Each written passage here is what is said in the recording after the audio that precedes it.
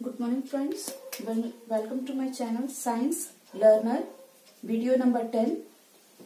Today we are going to study about the characteristics of element along a group. Group में जैसे कि hydrogen, lithium, sodium, potassium, ये एक group है. ये ग्रुप में ये कैरेक्टरिस्टिक्स क्या शो करते हैं? ये इंक्रीज होते हैं, जैसे वैलेंसी इलेक्ट्रॉन इंक्रीज होते हैं या वैलेंसी इंक्रीज होती है, साइज इंक्रीज डिक्रीज होती है, मेटालिक नेचर. ये ऑलरेडी इन डिटेल में एक वीडियो बना चुकी हूँ, लेकिन ये आज एक रिवीजन है जिसको मैं एक डायग्राम के थ्रू आपको समझाने की कोशिश करूंगी ताकि आप एग्जाम तक इसको और लॉन्ग लाइफ इसको आप याद कर सकें. तो चलिए स्टार्ट करते हैं. तो ये है क्या? कैरेक्टरिस्टिक्स, यानी कि अलोंग द पीरियड. जब हम long form of periodic table देखते हैं वहां पे ग्रुप है, ग्रुप 1, ग्रुप 2, ग्रुप 13, 14, 15, 18 तक हमको पढ़ना है. लेकिन जब हम नीचे जाते हैं क्वेश्चंस बहुत सारे आते हैं कि अलोंग अ ग्रुप में जब हम नीचे जाते हैं तो वैलेंसी बढ़ती है, घटती है, फिर साइज बढ़ता घटता है, कि मेटेलिक नेचर या electro positivity. So many times हम इसको रिवाइज भी करते हैं, हम इसको याद भी करते हैं, लेकिन फिर हम भूल जाते हैं. तो आज हम इसको डायग्राम के जरिए हम इसको समझने की कोशिश करेंगे और एक स्टोरी से भी रिलेट करेंगे. सपोज हमें ग्रुप में पढ़ना है कि ऊपर से जब हम नीचे आते हैं एलिमेंट में, इसकी साइज बढ़ती है या घटती है, साइज इसकी बढ़ती है या घटती है. तो इसके लिए हमें क्या कर लेना है? एक वाटर बॉटल बैग बना लेना है. हमें ये सोचना है कि हम डेजर्ट में हैं और डेजर्ट में कहीं पानी नहीं, हमारे पास एक ये बॉटल है और ये बॉटल ऊपर से छोटा है. जब जैसे जैसे हम नीचे जाते हैं ये साइज बड़ी हो जाती है. तो इसको रिलेट कैसे करना है? इसको ऐसा रिलेट करना है कि जब हम ऊपर हैं तो लिथियम है हमारे पास. लिथियम के पास सिर्फ 2 शेल है क्योंकि इसका एटॉमिक नंबर 3 है. तो फर्स्ट बेंच पे 2 स्टूडेंट, सेकंड बेंच पे 1 स्टूडेंट. तो 2 स्टूडेंट फर्स्ट बेंच पे बैठ गए, सेकंड बेंच पे 1. तो इसके पास कितने शेल्स हो गए? 1 शेल एंड 2 शेल. फिर वही हम जब जैसे नीचे आते हैं सोडियम में, तो सोडियम का एटॉमिक नंबर 11 है. 11 है, इसको डिस्ट्रीब्यूट करना है. फर्स्ट बेंच पे 2 को बैठाना है, फिर सेकंड बेंच पे 8 को बैठाना है और थर्ड बेंच पे 1 को बैठाना है. मैं पहले की वीडियो में भी डिटेल में बता चुकी हूँ कि कैसे कॉन्फ़िगरेशन करना है. अब जब हम और नीचे आते हैं तो पोटेशियम आता है. पोटेशियम में इसको अब हम डिस्ट्रीब्यूट करेंगे. बच्चे बाहर खड़े हैं, उसमें से 2 बच्चे आएंगे, फर्स्ट बेंच पे बैठेंगे, फिर 8 सीट रहेगा, 8 बच्चों को हम बैठा देंगे, फिर उसके बाद 8 बच्चे बैठेंगे और इतना होने के बाद 18 हो जाएगा. 8 and 2 10, 10 plus 8 18 और 1 अभी भी बचता है क्योंकि यहाँ पे 19 है तो 1 हम बैठा देंगे. तो फर्स्ट बेंच पे 2, सेकंड बेंच पे 8, थर्ड बेंच पे भी 8 एंड फोर्थ बेंच पे 1.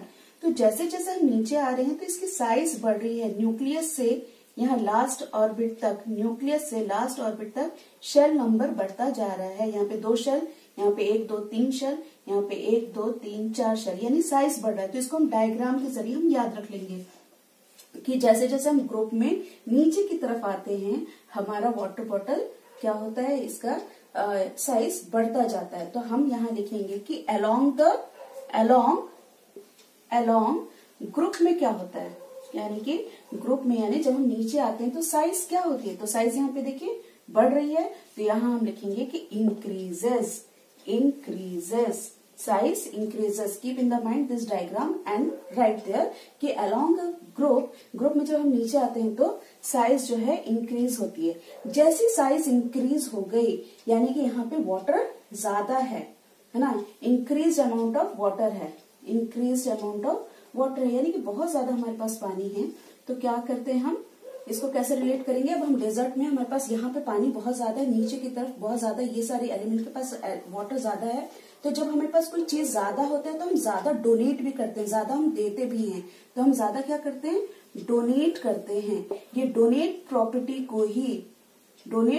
को ही क्या बोलते हैं? मेटालिक प्रॉपर्टी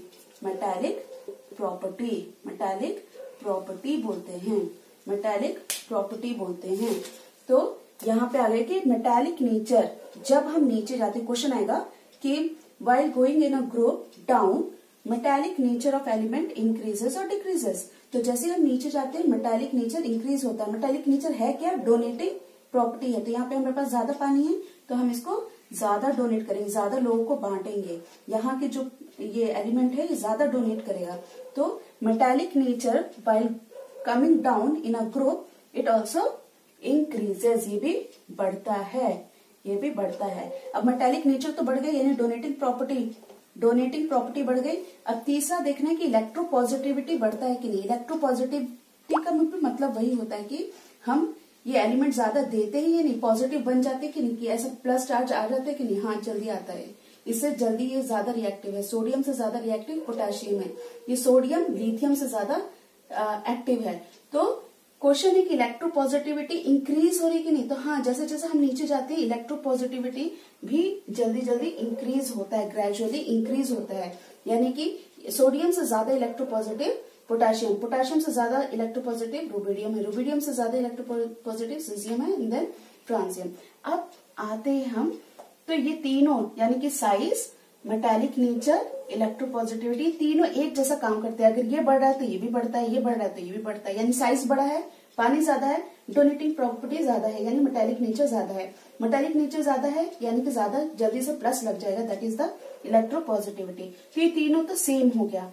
अब बहुत बार क्वेश्चन पूछते हैं कि अगर ग्रुप 1 है, अगर ग्रुप 1 है तो इससे हमें क्या मालूम होता है, इससे हमें मालूम होता है वैलेंस इलेक्ट्रॉन। वैलेंस इलेक्ट्रॉन का मतलब होता है कि electron present on the last orbit, last orbit में कितने इलेक्ट्रॉन प्रेजेंट है। तो यहाँ देखिए एक इलेक्ट्रॉन है लिथियम के केस में, सोडियम के केस में भी 281, यहाँ पर भी 1 है, यहाँ पर भी 1 है, पोटेशियम में 2881। तो हम जब ये ट्रेंड देखते हैं नीचे जाते हुए तो सबके पास सिर्फ 1 इलेक्ट्रॉन ही है।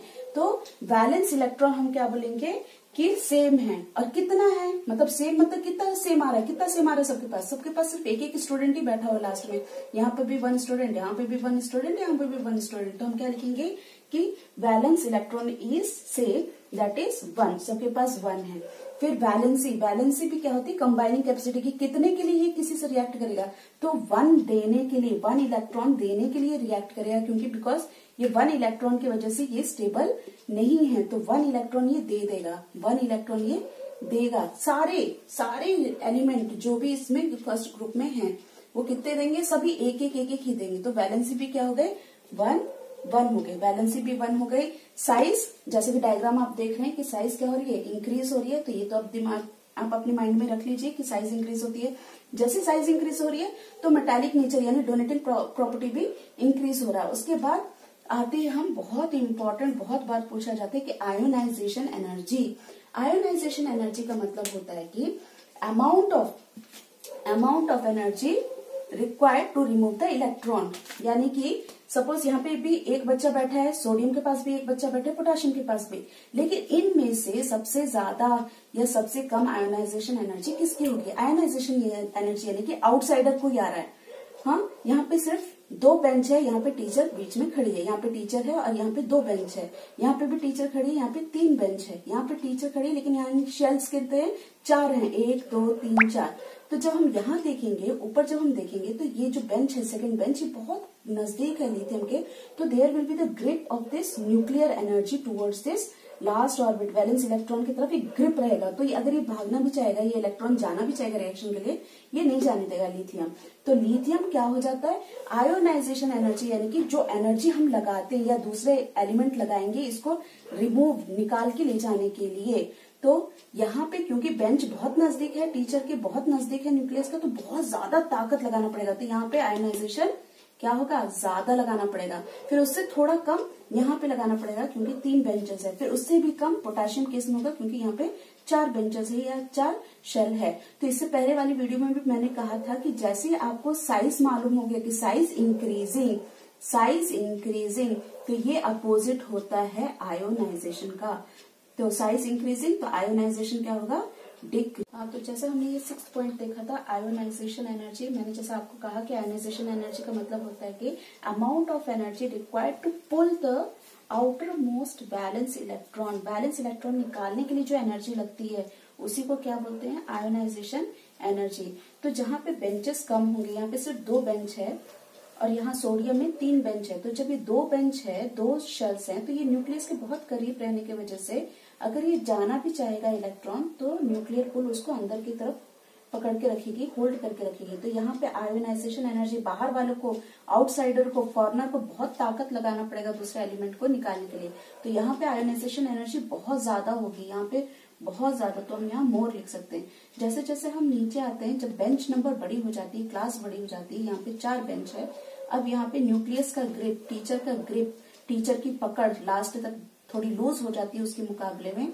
तो यहाँ पे जब आउटसाइडर आता है, दूसरा एलिमेंट आता है रिएक्शन करने के लिए, तो वो थोड़ा ही एनर्जी लगाता है, लेस एनर्जी लगाता है, और वो क्या करता है, इसको इलेक्ट्रॉन को निकाल के ले जा सकता है। तो इससे पहले भी मैंने, इसकी पहले से भी वीडियो में मैंने कहा था कि जब भी साइज इंक्रीज होता है, यहाँ देखिए इंक्रीज हो रहा है, साइज जैसे ही इंक्रीज होता है, नीचे जाते जाते जैसी साइज इंक्रीज हो रही है, जैसी साइज इंक्रीज होता है, आयोनाइजेशन एनर्जी डिक्रीज होता है। अपोजिट रहते हैं ये दोनों, size increases, ionization energy decreases. Once again, size increases, जैसे बड़ा साइज वैसे आयोनाइजेशन एनर्जी डिक्रीज हो जाती है।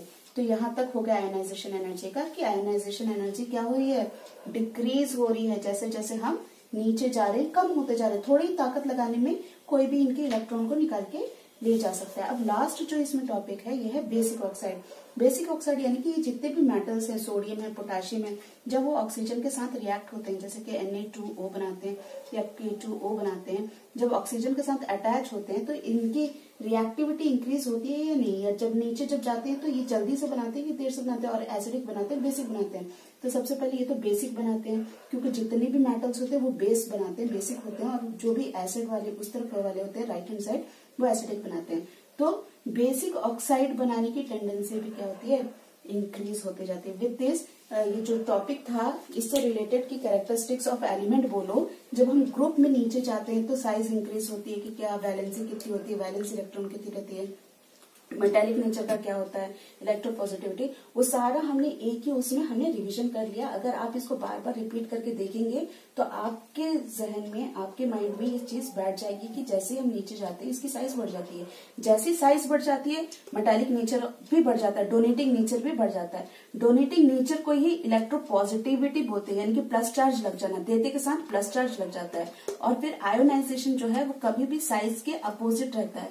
अगर साइज इंक्रीज है तो आयोनाइजेशन एनर्जी डिक्रीज होती है। हमेशा ये वाइस वर्सा रहते हैं, उल्टे रहते हैं, अपोजिट रहते हैं, आयोनाइजेशन और साइज। तो वैसे याद रख लेंगे। और ये बेसिक ऑक्साइड भी क्या होता है, बेसिक ऑक्साइड भी ये मेटालिक अगर ज्यादा है, जल्दी हो रहा है, इलेक्ट्रोपॉजिटिव है, तो बेसिक, एक तो बेसिक बनाता है और बहुत जल्दी इंक्रीज होता है, रिएक्टिविटी भी बढ़ती जाती है। यानी कि potassium is more reactive than the sodium, sodium is more reactive than the lithium, lithium is more reactive than the hydrogen. यानी कि जैसे जैसे हम नीचे जाते हैं इनकी रिएक्टिविटी भी बढ़ती जाती है। क्यों रिएक्टिविटी बढ़ती जाती है, क्योंकि ये आउट ऑफ कंट्रोल रहते हैं। ये जो लास्ट बेंच है ये बहुत ही दूर होते जाता है टीचर से, और ग्रिप कम होती जाती है, न्यूक्लियर की ग्रिप कम होती है, तो इजिली इलेक्ट्रॉन चले जाते हैं रिएक्शन करने के लिए। So with this topic is over. Next we will discuss the characteristics of element along the period. Period में भी मैं एक डायग्राम के साथ आपको समझा रखती हूँ, ताकि आपको अच्छे से ये फॉर एवर आपके माइंड में ये बातें बैठ जाए।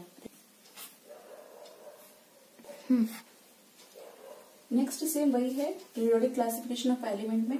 अब हम पढ़ रहे हैं characteristics of element along the period. Period यानी कि लेफ्ट टू राइट जब हम जाते हैं, लेफ्ट से जब हम राइट में जाते हैं, तो ये सारे कैरेक्टरिस्टिक्स पे क्या इफेक्ट पड़ता है। बैलेंस इलेक्ट्रॉन इंक्रीज होता है, डिक्रीज, बैलेंसी इंक्रीज होती है, डिक्रीज, साइज बढ़ता है या छोटा होता है, इलेक्ट्रोनेगेटिविटी क्या होता है, नॉन मेटेलिक नेचर इंक्रीज होता है, डिक्रीज होता है, और एसिडिक नेचर का क्या होता है। तो ये भी मैं पूरा ये जो कैरेक्टरिस्टिक्स है ये मैं अब एक डायग्राम के जरिए आपको समझाने की कोशिश करूंगी, ताकि आप इसको मेमोराइज इजिली कर सकते हैं, याद अच्छे से कर सकते हैं। तो यहाँ क्या करना है, आपको एक आइसक्रीम कोन बनाना है, जिसका आइसक्रीम कोन का हेड यानी कि जहाँ पे चौड़ाई ज्यादा है वो आपको लेफ्ट साइड लेना है, और राइट साइड में आपको उसका साइज छोटा दिखाते जाना है। तो यही सेम चीज होता है, हम रिलेट कर सकते हैं एलिमेंट के साथ भी, कि जब हम पीरियड में लेफ्ट टू राइट जाते हैं, फिर से एक बार, जब हम लेफ्ट टू राइट जाते हैं, ये एलिमेंट के, ये एटम्स के साइज धीरे धीरे ग्रेजुअली डिक्रीज होते जाते हैं। तो क्वेश्चन आता है कि विच अमंग दिस इन सब में से सबसे बड़ी साइज का एटम कौन है। तो क्योंकि यहाँ पे हेड है, यहाँ पे चौड़ा आपको दिख रहा है, तो यहाँ पे आप बोल सकते हैं sodium is the biggest atom, फिर उससे थोड़ा छोटा मैग्नीशियम, फिर उससे थोड़ा छोटा एल्युमिनियम, फिर वैसे silicon, phosphorus, sulphur, chlorine, and last में सबसे छोटा आर्गन। रीजन क्या होता है, रीजन क्यों होता है, कैसे छोटा होते जाता है, क्यों छोटा होते जाता है, तो because of the proton number. यहाँ पे जब हम सोडियम का देखते हैं 11 है, तो यहाँ मैंने प्रोटॉन सोडियम का कितना लिख दिया, 11 लिख दिया। तो अंदर जितना 11 प्लस चार्ज होता है उतने बाहर 11 माइनस चार्ज होता है। तो क्योंकि यहाँ पे प्रोटॉन नंबर कम है, जब हम इसके मुकाबले देखते हैं क्लोरीन के मुकाबले। इन क्लोरीन केस में क्या है, प्रोटीन जो है वो 17 है, जबकि यहाँ पे कितना है 11। फिर से देखिए यहाँ पे 11 बट यहाँ पे 17। तो प्रोटॉन किसके पास ज्यादा है, क्लोरीन के पास ज्यादा है। क्लोरीन के पास ज्यादा प्रोटॉन होने की वजह से ये जो पॉजिटिव जो पुल होता है, जो न्यूक्लियर पुल होता है, जो पूरी शेल्स को अंदर की तरफ खींचने का जो पुल होता है, इनवर्ट पुल, ये यहाँ पे ज्यादा होता है, क्लोरीन केस में ज्यादा होता है। तो सारे शेल्स को, because this nuclear pull is more, this all shells are pulled inside and finally the size decreases, the atom shrinking, सिकुड़ जाता है और इसकी साइज छोटी हो जाती है। तो जब क्वेश्चन आता है कि जब हम पीरियड में लेफ्ट टू राइट मूव होते हैं तो साइज का क्या होता है, तो साइज ग्रेजुअली डिक्रीजेस, साइज छोटी होती जाती है। रीजन है प्रोटॉन नंबर। यहाँ पे जितने भी एलिमेंट है उनका क्या है, प्रोटॉन नंबर कम है। जब हम कंपेयर राइट हैंड साइड करते हैं तो यहाँ पे प्रोटॉन 11 है, फिर उससे थोड़ा ज्यादा 12 है, फिर उससे ज्यादा। तो जब यहाँ पे 11 है और यहाँ लास्ट का एक हम एग्जाम्पल ले लिए तो 17 है, तो यहाँ पे इनवर्ट पुल ज्यादा है, तो धीरे धीरे एटम सिकुड़ जाता है। दिखने में तो सबके पास 3 ही शेल है, यहाँ पर भी 1 शेल, 2 शेल, 3 शेल है, 3 बेंचेस है, यहाँ पर भी 1 बेंच, 2 बेंच, 3 बेंच है। तो मोस्टली स्टूडेंट 3-3 बेंच, 3-3 शेल देख करके बोल देता है क्या, कि साइज विल बी कांस्टेंट, एक जैसा ही साइज रहेगा, जबकि ये रॉन्ग आंसर है कि कांस्टेंट नहीं रहता। जब जैसे जैसे हम धीरे बढ़ते जाते हैं इसकी साइज ग्रेजुअली डिक्रीज होती जाती है। और डिक्रीज क्यों होती है, because of the proton number. और सिर्फ मैंने इसको किस लिए डायग्राम यहाँ पे ड्रॉ किया, ताकि आपको ये एग्जाम में पहले पैनिक रहते हैं बच्चे, बहुत घबराए रहते हैं, और अगर कॉन्फिडेंस के साथ नहीं जाएंगे, पूरा पक्का याद करके नहीं जाएंगे, तो उनको आंसर लिखने में वहां पे मिस्टेक कर सकते हैं। जब आपके पास डायग्राम आपके माइंड में रहेगा तो आपको कम से कम इतना याद आ जाएगा कि नहीं, जब हम लेफ्ट टू राइट को जाते हैं तो साइज डिक्रीज होती है। तो जैसे साइज डिक्रीज होती है, साइज यहाँ डिक्रीज हो गई, तो इलेक्ट्रोनेगेटिविटी मतलब छीनने की कैपेसिटी, लेने की कैपेसिटी। यहाँ तो बेचारे के पास एक स्टूडेंट है जिसकी वजह से सोडियम स्टेबल नहीं है, तो ये 1 दे देता है, सोडियम 1 देता है। यहाँ मैग्नीशियम क्या है, सिर्फ 2 बच्चे हैं लास्ट बेंच पे बैठे, तो 2 इलेक्ट्रॉन दे देगा, तो यहाँ देने की कैपेसिटी है, देने की टेंडेंसी है। तो सोडियम भी एक मेटल हो गया, मैग्नीशियम भी मेटल हो गया, यहाँ एल्युमिनियम भी 3 स्टूडेंट है, थोड़ा टाइम लगाएगा देने में, लेकिन ये भी एल्युमिनियम भी दे देगा, और यहाँ पे 3+ आ जाएगा। यहाँ पे 2 देगा तो 2+ हो जाएगा, यहाँ 1 देगा तो 1+ होगा। लेकिन ये सारी यहाँ से लेके यहाँ तक ये कौन से हो गए, ये मेटालिक नेचर है, यहाँ पे ये मेटालिक नेचर है। अब यहाँ पे जब 4 स्टूडेंट हैं और 4 चाहिए इसको, 8 सीट है इसमें, 4 चाहिए, तो ये लेने की कोशिश करता है। तो ये सिलिकॉन, फास्फोरस क्या है, 5 स्टूडेंट बैठे हुए हैं, तो 8 सीट फिल होने के लिए सिर्फ इसको 3 चाहिए, तो ये भी लेता है, फास्फोरस भी लेता है। तो ये जब लेगा तो नेगेटिव हो जाएगा, फास्फोरस भी जब लेगा तो 3 लेगा तो 3 माइनस हो जाएगा। यहाँ पे 2 लेगा, 6 है ऑलरेडी, 7, 8, 2 स्टूडेंट ये लेगा तो 2 माइनस। क्लोरीन ऑलरेडी 7 स्टूडेंट बैठे हुए, सिर्फ 1 की जरूरत है, तो ये सिर्फ 1 ले लेगा। तो यहाँ पे सबसे कम किसको चाहिए, सबसे कम क्लोरीन को चाहिए। तो क्लोरीन सबसे, जैसे इसको इलेक्ट्रॉन इधर उधर दिखेगा, जल्दी से जाके रिएक्शन कर लेगा और एक इलेक्ट्रॉन ला करके स्टेबल हो जाएगा। तो सबसे ज्यादा इलेक्ट्रोनेगेटिविटी यहाँ पे है, इलेक्ट्रोनेगेटिव यहाँ पे। तो एक क्वेश्चन विल बी आस्क्ड कि अमंग दिस, इन तीनों में से, इन चारों में से सबसे ज्यादा इलेक्ट्रोनेगेटिव कौन है। तो इलेक्ट्रोनेगेटिविटी मतलब ऐसा छीनने की कैपेसिटी सबकी सबसे ज्यादा किसकी है, तो क्लोरीन की है यहाँ पे, इनमें से। क्यों, क्योंकि ऑलरेडी 7 है, 1 ही चाहिए, तो ये जल्दी से ऐसा लेकर के बैठा लेगा।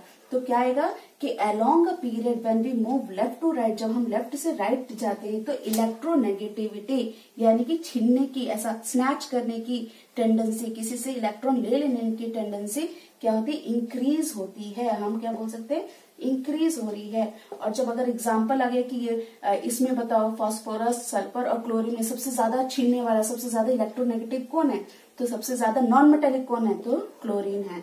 तो नॉन मेटेलिक नेचर भी वही बात है और इलेक्ट्रोनेगेटिव भी सेम है, दोनों को सिर्फ नाम अलग है लेकिन चीज वही है। इलेक्ट्रोनेगेटिविटी भी लेते के साथ ये माइनस चार्ज आ जाना, तो सबसे जल्दी कौन करता है, क्लोरीन करता है।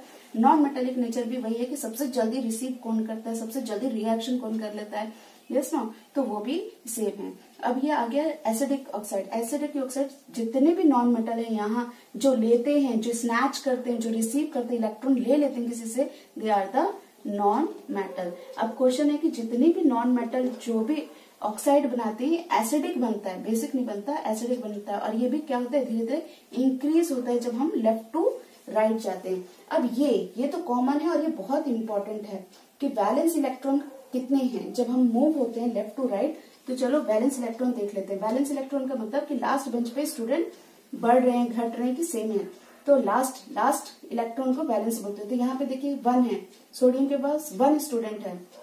जैसे हम मैग्नीशियम के पास गए तो लास्ट बेंच पे 2 बच्चे बैठे हुए हैं, 2 स्टूडेंट है, 2 इलेक्ट्रॉन है। एल्युमिनियम के पास 3 है। तो हमारा क्वेश्चन है कि वैलेंस इलेक्ट्रॉन इंक्रीज हो रहा है, डिक्रीज हो रहा है, कांस्टेंट है। तो यहाँ पे देखिए इंक्रीज हो रहा है, यहाँ पे 1 है, फिर यहाँ पे 2 है, मैग्नीशियम के पास, एल्युमिनियम के पास 3 है, सिलिकॉन के पास 4 है, फिर 5 है, फिर 6 है, फिर 7 है, फिर 8 है। तो ये क्या हो रहा है, इंक्रीजिंग। हम यहाँ क्या लिखेंगे, इंक्रीजिंग। अगर क्वेश्चन आ गया कि वैलेंस इलेक्ट्रॉन इंक्रीजेस और decreases when we go along a period, left to right जाते तो क्या होता है, इंक्रीज होता है। हमें लिखना है कि इंक्रीज होता है। क्या इंक्रीज होता है, वैलेंस इलेक्ट्रॉन। वैलेंस इलेक्ट्रॉन बोलते किसको हैं, जो लास्ट बेंच पे इलेक्ट्रॉन प्रेजेंट रहते हैं उसी को वैलेंस इलेक्ट्रॉन बोलते हैं। अब यहाँ वैलेंसी का बहुत हमें ख्याल रखना है जब हम लेफ्ट टू राइट जाते हैं, क्योंकि वैलेंसी कंटिन्यूअस चेंज होती रहती है। अब यहाँ पे देखो छोटा नंबर है, एक ही स्टूडेंट है, एक देकर के स्टेबल हो जाएगा, तो हम बोलेंगे कि इसकी वैलेंसी कितनी है, इसकी वैलेंसी 1 है। ये आ गया, यस, इसकी वैलेंसी कितनी है, 1 है। फिर मैग्नीशियम की वैलेंसी कितनी है, मैग्नीशियम की वैलेंसी क्योंकि ये 2 दे देता है, छोटा है, छोटा नंबर है, 2 दे देता है, तो इसकी वैलेंसी कितनी हो गई, 2 हो गई। अब एल्युमिनियम जब हम देखेंगे तो 3 स्टूडेंट बैठा है, 3 दे देता है और स्टेबल हो जाता है, तो इसकी वैलेंसी 3 हो गई। अब यहाँ पे क्या है, 4 बैठे हुए, 4 इसको चाहिए, तो 4 हम इसको बोलेंगे कि वैलेंसी इसकी 4 है। हम यहाँ तक बोल सकते हैं कि वैलेंसी 4 है। Valency up to 4 we can say, 4 तक चलता है, हम 4 तक डायरेक्ट बोल सकते हैं कि valency is 1, valency is 2, valency is 3, valency is 4। अब जैसे यहाँ पे 5 स्टूडेंट दिखता है, वैलेंसी 5 नहीं बोल सकते, जबकि वैलेंस इलेक्ट्रॉन आप 5 बोल सकते हैं। वैलेंस इलेक्ट्रॉन का मतलब बच्चे कितने हैं, बच्चे तो 5 हैं, लेकिन वैलेंसी यानी कंबाइनिंग कैपेसिटी कितने के लिए जाएगा किसी के पास भी रिएक्शन के लिए, तो उसका मैं फॉर्मूला एक बताई थी कि हमें क्या करना है, जब बड़ा नंबर दिख रहा है तो 8 - 5 करते हैं, तो 8 - 5 किए तो 3, तो 3 इसकी वैलेंसी हो गई, 3 वैलेंसी हो गई। और फिर इसके पास ऑलरेडी 6 बच्चे हैं, तो कितने के लिए रिएक्शन के लिए जाएगा, 2 के लिए, तो 2 इसकी वैलेंसी हो गई। ये 7 है, ऑलरेडी 7 स्टूडेंट बैठे हुए, एक ही सीट वैकेंट है, तो ये 1 के लिए जाएगा, तो 1 है। इसके पास 8 सीट है, 8 पूरे बैठे हुए, तो ये जाएगा ही नहीं, तो ये क्या हो जाता है, ये 0 वैलेंसी होती है, इसकी आर्गन की 0 हो जाती है। तो ये हम लिखेंगे कैसे कि ये कैसे, ये शो क्या कर रहा है, ये शो कर रहा है कि एटम ये सोडियम से लेकर के एल्युमिनियम तक तो इंक्रीज हो रहा है। First valency increases up to which group, up to 14th group, और फिर उसके बाद तो यहाँ इंक्रीज हो रहा है, देन इट डिक्रीजेस, फिर उसके बाद डिक्रीज होना शुरू होता है, डिक्रीजेस टू 0, लास्ट में जाते जाते पूरा लास्ट में कितना हो जाता है, 0 हो जाता है। यहाँ पे देखिए, तो यहाँ पे देखिए, यहाँ पे बढ़ रहा है, 1 था, यहाँ 2 हो गया, यहाँ 3 हो गया, यहाँ 4, फिर उसके बाद छोटा 3, 2, 1, 0, तो ये हो गई इसकी वैलेंसी। और विद दिस मैंने ये कैरेक्टरिस्टिक्स दोनों भी विद डायग्राम, आपको इसमें स्पेशलिटी क्या है, क्या यूनिक बात है, तो विद डायग्राम अगर आप याद करेंगे तो आपको हमेशा के लिए याद रह जाएगा, कभी कंफ्यूजन नहीं होगा ये सब दिन में। और मोस्टली यही क्वेश्चंस आते हैं, यही सब कैरेक्टरिस्टिक्स एग्जाम में पूछे जाते हैं। अगर ये वीडियो आपको पसंद आ रहा है और आप इसकी वजह से कुछ भी आपको थोड़ा भी नॉलेज गेन हो रहा है, तो प्लीज इसको प्रैक्टिस कीजिए, इसको याद कीजिए और हमारे चैनल को सब्सक्राइब कीजिए, शेयर कीजिए। Thank you.